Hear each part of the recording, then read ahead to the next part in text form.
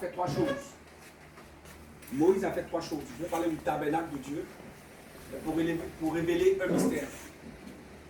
C'est le mystère de Dieu que je vais révéler. Le mystère de Dieu.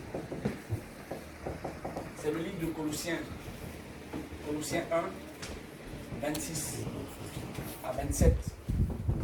Je le révèle d'une autre manière. Le tabernacle de Dieu. Moïse a sorti le peuple d'Israël qui était captif en Égypte. Pour l'amener à la terre promise, comme Dieu avait promis à Abraham. Et pendant qu'ils marchaient dans le désert, le troisième jour, quand ils sont sortis du désert, il y a eu beaucoup de murmures. Dans le livre de Exode 15, Dieu donna déjà les lois. La loi à Moïse. Et la loi a été donnée pour deux raisons. Sinon, une raison principale. Premièrement, nous avons dans le livre de Galates 3, verset 19. Et deuxièmement, nous avons la réponse dans le livre de Romains 5. Romains 5, pourquoi la loi a été donnée. Romains 5, à partir du verset 20. Donc c'est par la désobéissance que la loi a été donnée, à cause des murmures que la loi a été donnée. Et Dieu a demandé, vous vous rappelez que quand Moïse sortait d'Égypte, il disait que le peuple de Dieu devait aller adorer Dieu.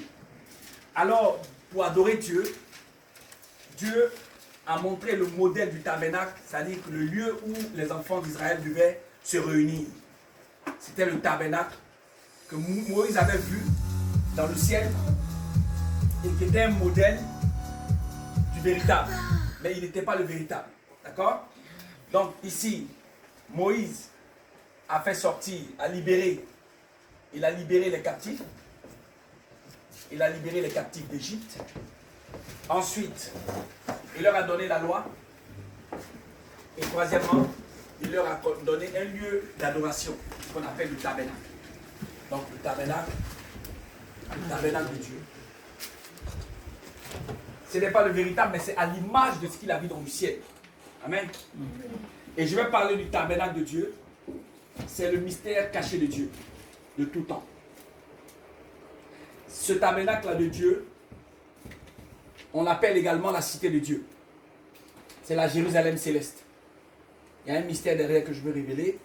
Je prie Dieu qu'il ouvre l'entendement de chacun pour que le message qui est derrière ce que je viens de donner, c'est une autre façon pour parler clairement, c'est une autre façon pour dire que Jésus-Christ est Dieu.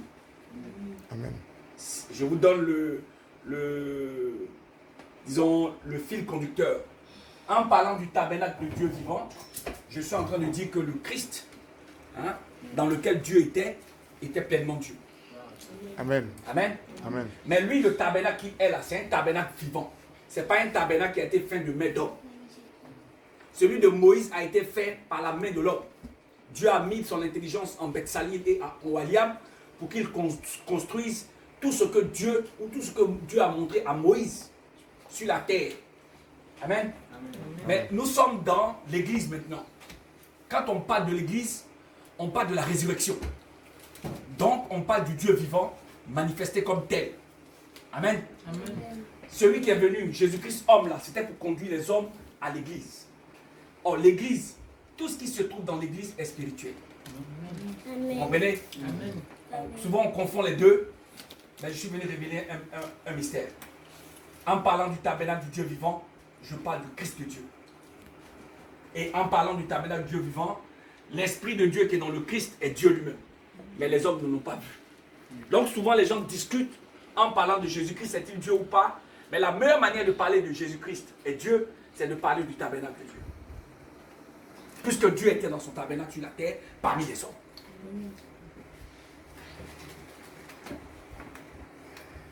Amen. Amen. Amen. Donc je viens révéler un mystère. Nous serons dans des tabernacles également, quand Christ revient. Amen. Amen. Le tabernacle que Christ est céleste. Amen. Vous comprenez? Amen. La différence entre le tabernacle du Dieu vivant dans lequel l'Éternel était sur la terre, il était céleste. Le livre de 1 Corinthiens 15, 47 dit que le premier Adam est terrestre et le deuxième Adam est céleste. On parle du tabernacle dans lequel l'esprit de l'homme est. Vous comprenez?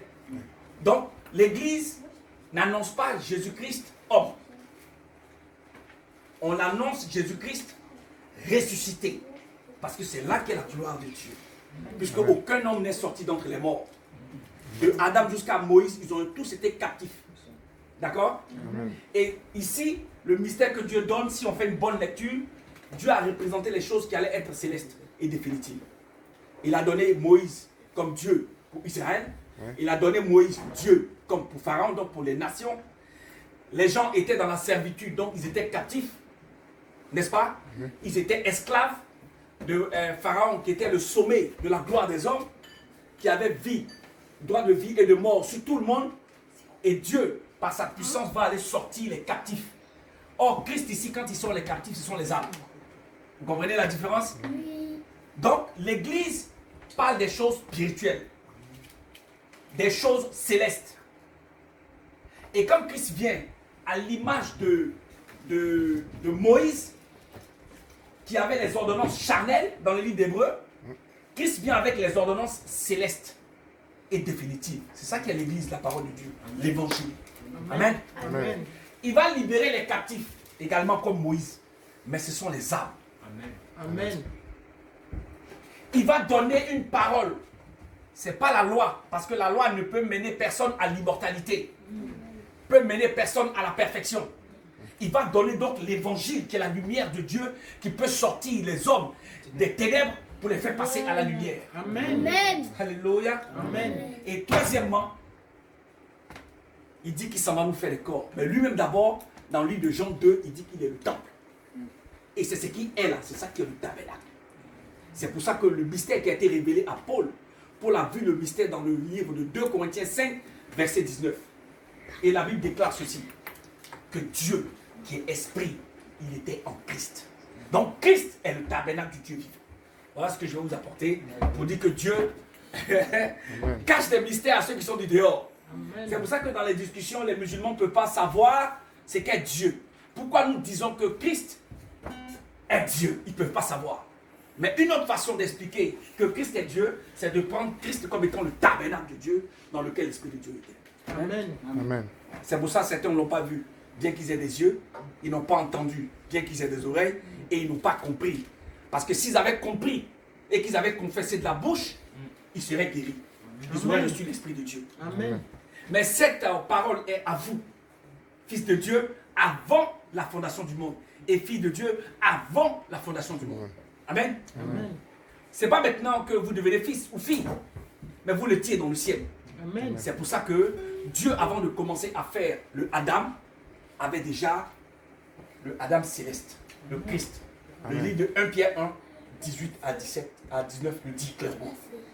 L'agneau de Dieu a été prédestiné avant que le monde ne soit. Donc on parle de quoi? Des choses déjà faites d'avance. Manifestées en son temps.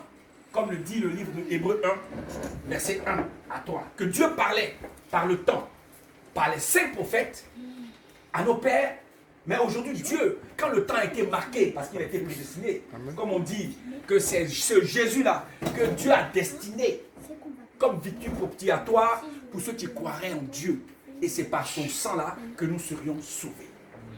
Donc, quand le temps a été marqué, Dieu maintenant va parler par le Christ qu'il a établi héritier. Or, le Christ, c'est le tabernacle du Dieu. Donc, si quelqu'un dit que Jésus-Christ n'est pas Dieu, il ne sait pas de quoi il parle. Parce que moi, je parle, je suis devant vous. Est-ce que je suis différent de celui qui est en train de parler? L'esprit qui parle en moi, là, peut être différent de ce que je suis? Non, on est liés. C'est pour ça que Christ dit, le Père et moi, nous sommes un. C'est de là que vient cette parole. L'esprit qui confesse la parole en moi, c'est Dieu lui-même. Amen. Je ne suis pas différent de la parole que je confesse. Le Père est en moi et je suis dans le Père. Amen. Amen. Amen. Donc tout longtemps les gens ont discuté. Jésus-Christ est-il Dieu, machin, tout ça là. Le Seigneur dit ce matin, va leur dire que je suis le tabernacle du Dieu vivant. J'étais dans mon tabernacle. Amen. Et mon tabernacle a été créé le premier. Amen. Avant tout le monde, avant toute la création. Souvent les témoins de Jéhovah pensent que c'est un enfant. Or le tabernacle de Dieu, pourquoi il appelait fils son tabernacle? Parce que le fils hérite du Père. Vous comprenez? Dans la maison, même s'il y a un serviteur ici, il va être tellement gentil, il va tout faire depuis 40 ans, 50 ans. Mais quand le père ne sera pas là, c'est le fils qui va hériter. Amen. Malgré sa gentillesse il est serviable. Moïse a été serviteur dans la maison de Dieu, mais n'a pas été déclaré fils. Il ne peut donc pas hériter.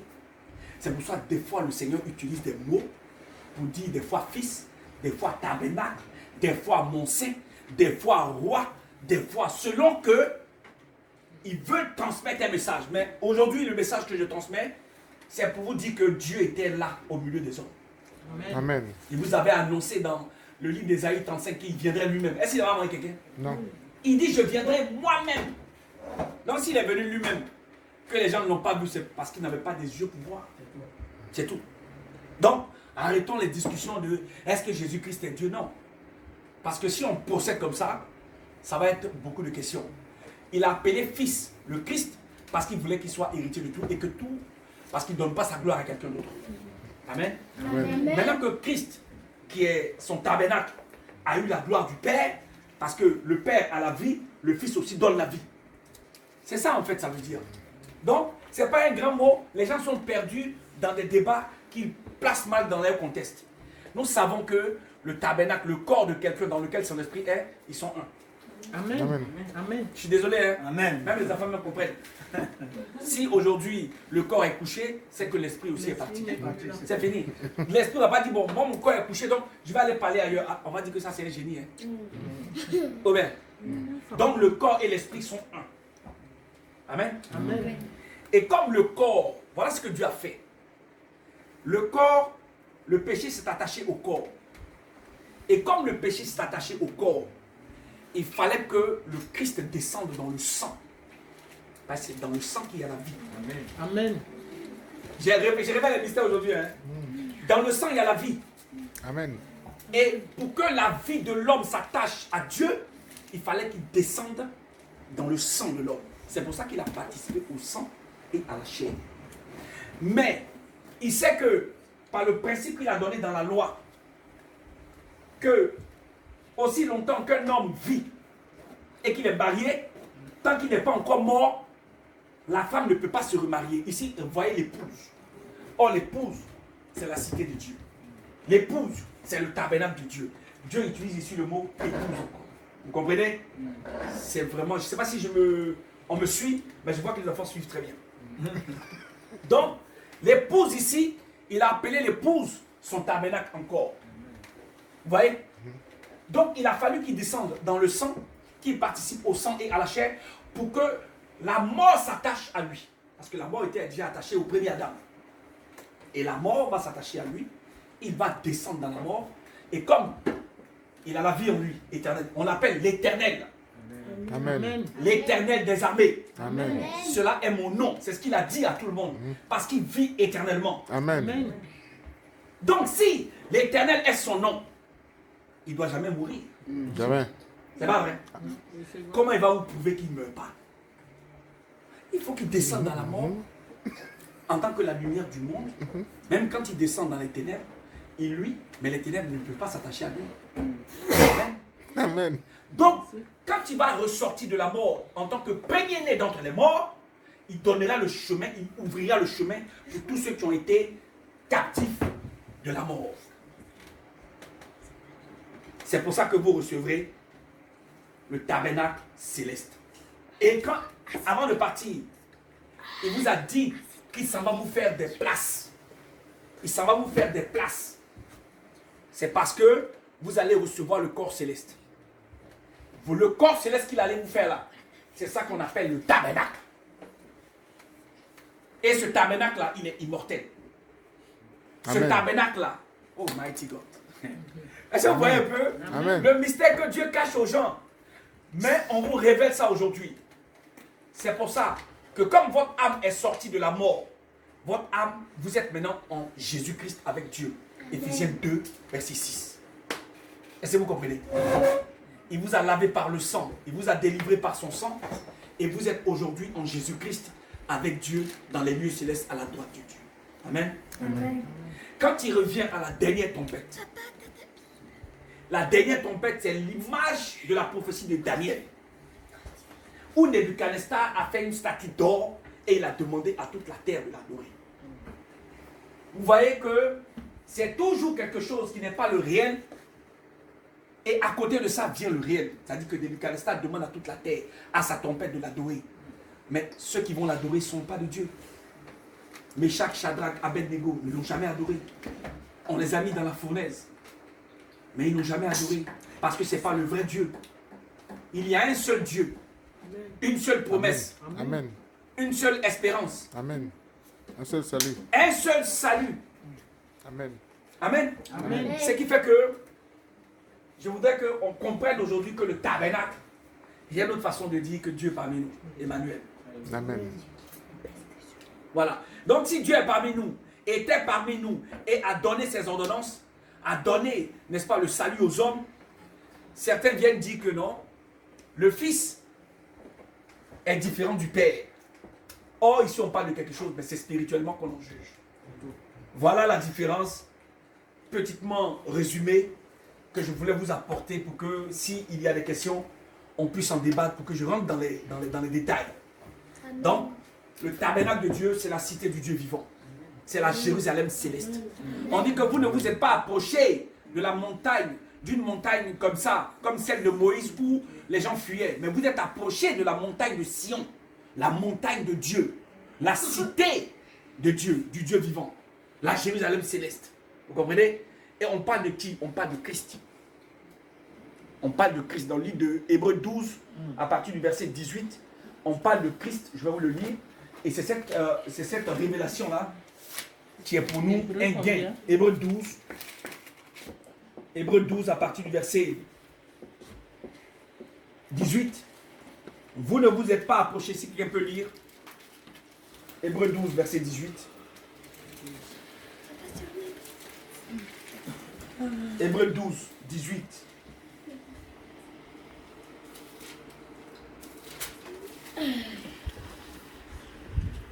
Jusqu'au verset 28. Je lis la parole. Amen. Vous ne vous êtes pas approché d'une montagne qu'on pouvait toucher et qui était embrasée par le feu, ni de la nuée, ni des ténèbres, ni de la tempête, ni du retentissement de la trompette, ni du bruit des paroles, tels que ceux qui l'entendirent demandèrent qu'il ne leur en fût adressé aucune de plus, car ils ne supportaient pas cette déclaration. Si même une bête touche la montagne, elle sera lapidée ou percée d'un dard. Et ce spectacle était si terrible que Moïse dit, « Je suis épouvanté et tout tremblant. » Mais vous vous êtes approchés de la montagne de Sion, Oui, de la cité du Dieu vivant, oui, la Jérusalem céleste, oui. des myriades qui forment le cœur des anges, de l'assemblée des premiers-nés inscrits dans les cieux, Oui, du juge qui est le Dieu de tous, oui, des esprits des justes parvenus à la perfection, oui, de Jésus qui est le médiateur de la nouvelle alliance, oui. et du sang de l'aspersion qui parle mieux que celui d'Abel. Alléluia. Gardez-vous de refuser d'entendre celui qui parle, car si ceux-là n'ont pas échappé, qui refusèrent d'entendre celui qui publiait des oracles sur la terre, Oui, combien moins échapperons-nous si nous nous détournons de celui qui parle du haut des cieux? Alléluia. Lui dont la voix alors ébranla la terre et qui maintenant a fait cette promesse. Une fois encore, j'ébranlerai non seulement la terre, mais aussi le ciel. Ces mots, une fois encore, indiquent le changement des choses ébranlées comme étant créées afin que les choses inébranlables subsistent. C'est pourquoi, Oui, recevant un royaume inébranlable, oui, montrons notre reconnaissance en rendant à Dieu un culte qui lui soit agréable, avec piété et avec crainte, car notre Dieu est aussi un feu dévorant. Amen. Amen. Soyez bénis. Amen. Donc, je vais faire ressortir les points importants. On s'est approché de Jésus-Christ. C'est lui qui est le tabernacle du Dieu vivant. Christ est le tabernacle du Dieu. Et ce que nous avons ici, nous avons reçu un salut éternel. Voilà. Le salut que nous avons reçu, nous ne perdrons pas le salut. Amen. Amen. Mais la récompense, nous devons travailler pour l'avoir, pour la mériter. Ça fait deux choses différentes. Amen. Amen. Donc, j'ai condensé la chose pour que on puisse laisser la place à des questions, si possible. Oui. Oui, ma question c'est comment comprendre Romains 7. Romains 7. Qui dit quoi? Si quelqu'un peut lire Romains 7, donc à partir du verset. Le chrétien À partir du verset 7. 7. Ouais. Je lis au nom du Seigneur. Pour continuer la logique de ce que tu expliquais, Oui. comment comprendre dans le Romains 7. D'accord. Pour mieux expliquer pourquoi on comprend Romains 7. D'accord.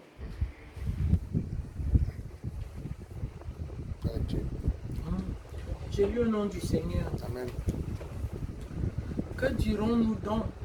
La loi est-elle péché? Loin de là. Mais je n'ai connu le péché que par la loi. C'est ça. Car je n'aurais pas connu la convoitise si la loi n'avait dit tu ne convoiteras point, et le péché saisissant l'occasion produisit en moi par le commandement toutes sortes de convoitises, car sans loi le péché est mort.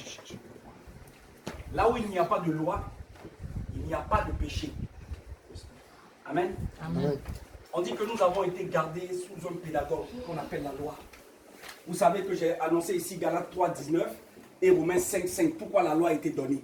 La raison pour laquelle la loi a été donnée, il faut qu'on la connaisse. La loi sert à quoi? Elle a été donnée pourquoi?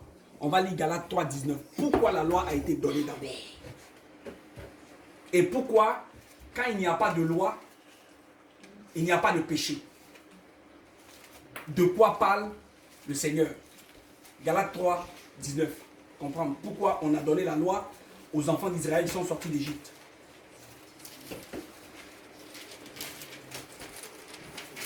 Galates 3, 19. Galates 3, 19 dit quoi? Avant de reprendre la question. Je lis la parole du Seigneur. Amen. Pourquoi donc la loi, elle a été donnée ensuite à cause des transgressions, Oui, jusqu'à ce que vint la postérité oui, à qui la promesse avait été faite. oui, Elle a été promulguée par les anges oui. au moyen d'un médiateur. Très bien. Or, le médiateur n'est pas médiateur d'un seul, tandis que Dieu est un seul. Amen. Donc la loi a été donnée à cause des transgressions. Voilà, donc c'est parce qu'il y a des murmures que la loi a été donnée à Israël. D'accord. Et ça a été donné le 3e jour de marche, quand ils sont arrivés devant le mur de Mara. L'eau qui était amère, qu'ils ont commencé à murmurer. Voilà, les eaux de Mara. D'accord? Amen. Donc, c'est pour ça que la loi a été donnée et elle a été formalisée sur la montagne d'Horeb, sur les tables. Donc, Dieu a donné la loi afin que les péchés abondent. On va lire Romains 5, 20. Voilà. Romains 5, 20 dit quoi? Dieu, là où le péché a abondé, La grâce surabonde. la grâce surabonde. Et c'est pour ça que la sœur disait tout à l'heure, là où il n'y a pas de loi, on ne peut pas parler de péché. Or, tu as parlé de postérité tout à l'heure. Tu as dit qu'à la postérité d'Abraham. Mais qui est la postérité d'Abraham? De qui on parlait? De quelle postérité? Tu es dans Galates, non? Reste dans Galates, tu vas lire Galates 3, verset 16. Pour voir quelle est la postérité dont on parlait. Paul a bien précisé quelle est cette postérité-là. Galates 3, verset 16. Tu descends juste en bas. Je lis tout de suite. Oui, Or, les promesses ont été faites à Abraham oui, et à sa postérité. très bien. Il n'est pas dit et aux postérités, Voilà. comme s'il s'agissait de plusieurs, Plusieurs, voilà. mais en tant qu'il s'agit Oui. d'une seule. Une seule postérité d'Abraham, c'est laquelle? Et à ta postérité, c'est-à-dire Oui. à Christ. C'est Christ. C'est Christ. Abraham a été justifié par la foi, n'est-ce pas? Amen. Parce qu'il a obéi à Dieu dans toute sa couture, dans tout ce qu'il a fait. Amen. Donc la postérité dont on parle là, c'est Christ. Maintenant la foi est venue. Peut-on parler de péché là où il n'y a pas de loi? Le péché n'est pas manifesté. Et même s'il y a la loi, le péché ne peut pas surabonder. Parce que la foi est au-dessus. C'est pour ça qu'on a été gardé par le pédagogue afin de nous amener à la foi. Maintenant que la foi est venue, donc que la postérité décrite dans les Écritures, par les prophéties est arrivée, donc de Christ, la foi étant venue, on n'est plus sur le pédagogue de la loi, c'est fini. Puisque Christ est le tabernacle du Dieu vivant dans lequel l'Esprit de Dieu était. Donc Dieu était parmi nous sur la terre. Amen. On ne peut donc donner la gloire à personne d'autre.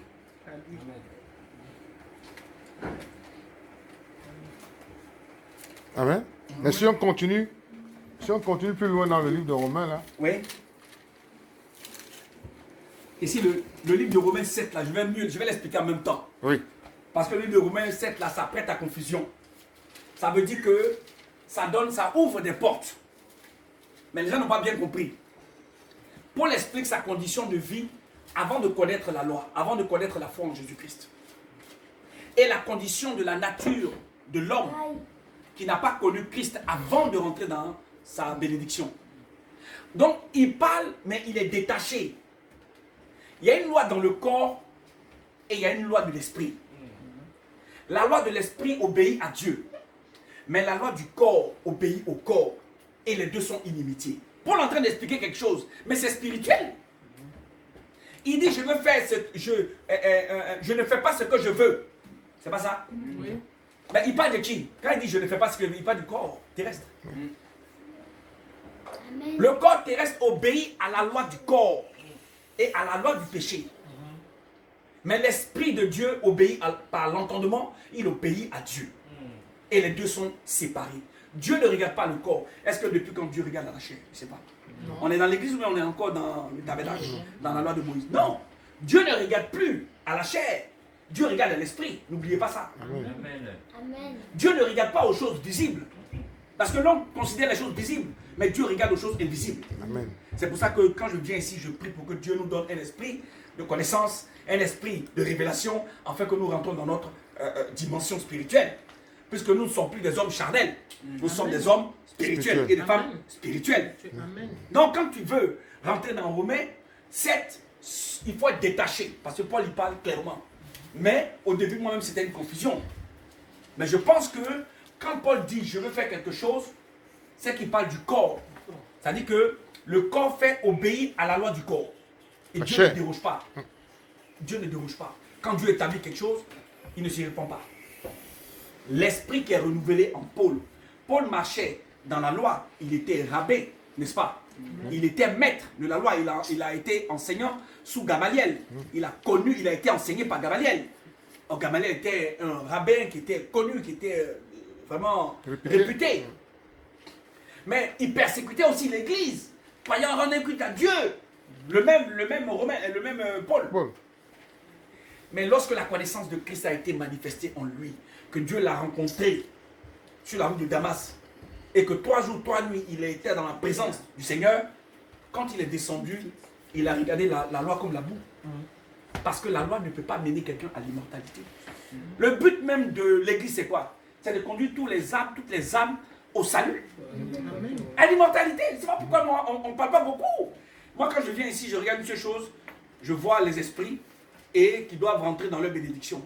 Parce qu'ils sont écrits dans le livre de vie, l'agneau, avant la fondation du monde. Pas d'autre chose que de l'éternité. C'est pour ça que Christ revient. Et quand il revient, on règne au millénium. Après le millénium, on va où? Quand le diable sera, parce que c'est là où on voit qu'il y en a qui sont grands, il y en a qui sont encore des enfants. Pour comprendre que le diable a un rôle ici et qui a été dévolu, il faut savoir que dans le livre d'Apocalypse 20, le diable est là pour quelque chose. Il est là pour la séduction.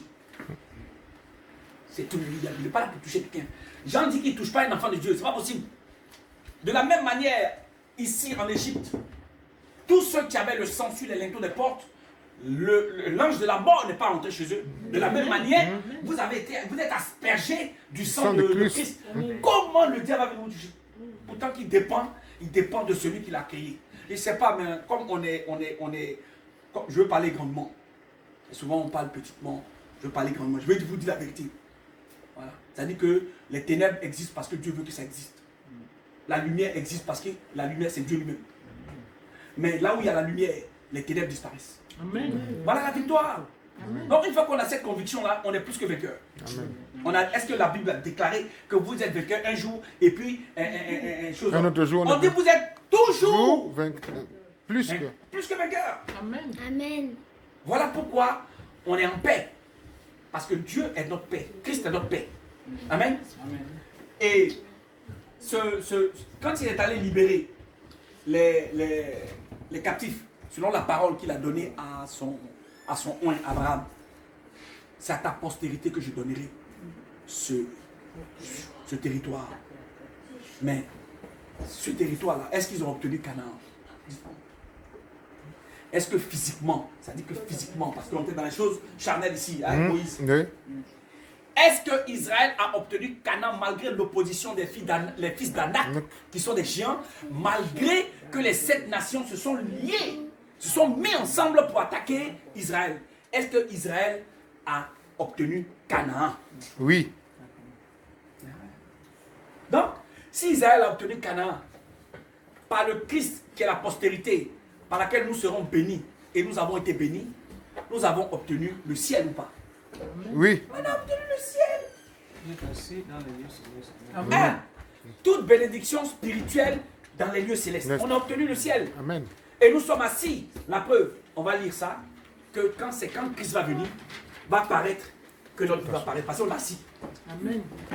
Colossiens 3, verset 3. Donc vous voyez, l'Église règne aujourd'hui jusqu'à ce que Christ arrive. Mais l'Église connaîtra la grande tribulation. Une partie de l'Église. Et ceux qui sont morts en Christ, qui ne verront pas la grande tribulation, ceux qui vivent, qui sont vivants, ne les dévanceront pas. Colossiens 3. Verset 1 à 3 ou 3 directement. Je lis au nom du Seigneur. Amen. Car vous êtes morts et Oui. votre vie est cachée avec Christ en Dieu. Oui, Quand Christ, votre vie, paraîtra, oui. alors vous paraîtrez aussi avec lui dans la gloire. Bon. Faites- Bah, je ne sais pas pourquoi les gens ont peur des sorciers, pourquoi les gens ont peur des magiciens, pourquoi les gens ont peur de... Je sais pas. Pourquoi les chrétiens? Bon, je ne sais pas. Les chrétiens ont peur des sorciers. Ou bien, Des francs-maçons? des francs-maçons, des marabouts. Votre vie est cachée en Dieu. Vous Amen. êtes assis, parce que quand on parle de la spiritualité, on parle de l'âme. Le corps, c'est ce qui est matériel qu'on voit. Oh, Christ a cloué le péché dans la croix, dans la chair. C'est pas vrai? C'est vrai. Question. Quand l'on va s'éteindre, le corps va aller où? Va aller au ciel aussi? Non? Non. Non. Non. Merci. Je vais reposer. Les enfants sont bien. Hein? Les enfants suivent. C'est incroyable. Le corps retourne à la poussière. Amen. Et le sang, D'où la poussière. il a été tiré. Tiré Tirez, oui. L'esprit va où? au ciel Ciel. Avec l'âme. Alléluia. avec l'âme. C'est la vie de qui? Maman m'avait dit que... Tous les enfants ici, là, c'est sérieux. Hein? Faites attention, hein, les grands. Mais maman m'avait dit que quand on est au ciel, eh ben, on n'avait pas de chair. Oui, effectivement, c'est ça, c'est juste. C'est pour ça que la chair va dans la... Maman a dit On est quoi? invisible. Exactement. Amen. Amen. Les enfants suivent, hein? C'est sérieux, je suis content. Donc c'est ça. C'est pour ça que nous ne parlons pas à la chair. Dans l'église, Paul dit, nous ne parlons pas à la chair, parce que la chair, on sait où elle va.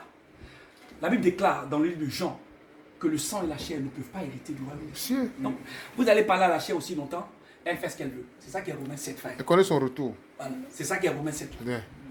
C'est l'explication de Romains 7, Faites. qui est le clou dans Jean pour dire que la chair et le sang n'hériteront Donc, pour jamais. amener le royaume des cieux. Donc, ils ne vont jamais obéir à Dieu. Dieu. Ils feront ce qu'ils veulent parce qu'ils sont sous l'emprise des ténèbres. C'est tout. Mais l'Esprit de Dieu fera ce que Dieu veut. Amen. C'est pour ça que elle a lu tout à l'heure que lorsqu'il n'y a plus de loi. Est-ce qu'aujourd'hui il y a la loi de Moïse? Non. Je pose des bonnes questions pour comprendre. Est-ce que la loi de Moïse aujourd'hui a droit de citer dans l'église si sinon les prophéties que Moïse a confessées qui arrivent? certaines sont accomplies, d'autres ne sont pas encore accomplies. Mais est-ce que c'est par la loi qu'on obtient l'Esprit de Dieu? Non. Bon, moi je vous pose une question.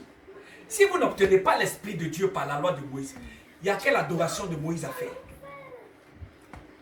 Moïse, sa gloire était passagère pendant un temps. Il a dû mettre un voile sur sa tête pour que les gens ne voyaient pas que la fin de ce qui brillait là était arrivée. Mais Christ, sa gloire est éternelle. Amen. Mais lorsque vous lisez ou vous faites des adorations de Moïse, c'est le même Dieu là qui jette un voile sur votre cœur. Or, l'Esprit de Dieu réside où? Galates 4, 6 dit quoi? Dans le cœur. Mais si on jette un voile sur votre cœur, vous faites comment? C'est quand vous allez vous convertir à Christ que le voile sera ôté.